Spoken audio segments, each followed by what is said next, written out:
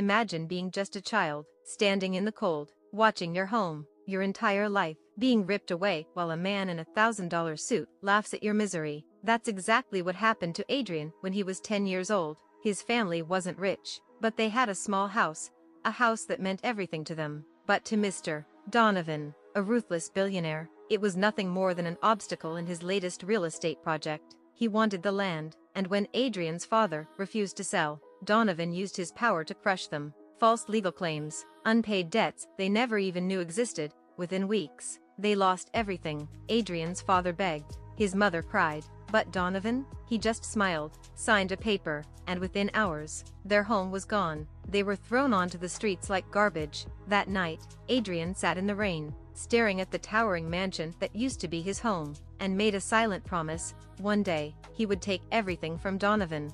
Years passed. Adrian had nothing, but he had something far more valuable than money: rage, intelligence, and patience. He worked tirelessly, putting himself through school, studying finance, business, and most importantly, Donovan. Every decision he made, every company he invested in, every deal he worked on, all had one purpose: to position himself closer to the man who destroyed his family. By the time he was in his 30s, Adrian had built an empire of his own. He wasn't just rich, he was powerful, and while Donovan still sat at the top, Adrian had quietly become one of his biggest competitors.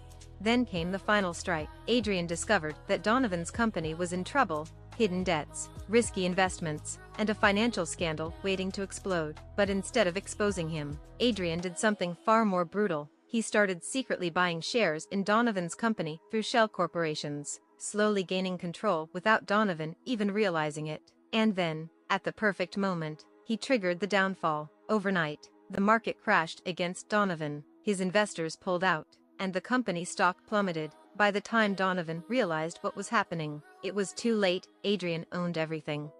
But the real revenge? That came later. Donovan, now bankrupt and desperate, had only one asset left: his mansion, the same mansion where he once threw Adrian's family onto the streets. And so, in a poetic twist of fate, Adrian bought it. On the day Donovan was forced to vacate, he stood outside, bags in hand, staring at the young man who had just taken everything from him. His eyes, once full of arrogance, were now hollow with fear. "Please, I have nowhere to go," he whispered. Adrian stepped forward, looking the man straight in the eyes, the same way Donovan had once looked at his father. Then, with a smirk, he simply said, "Neither did we, and with that, he turned around, walked inside, and shut the door, leaving Donovan in the cold. Revenge isn't always loud. Sometimes, it's as simple as watching your enemy fall from the throne they thought they'd never leave. This is Dark Justice Tales, where karma always finds its way.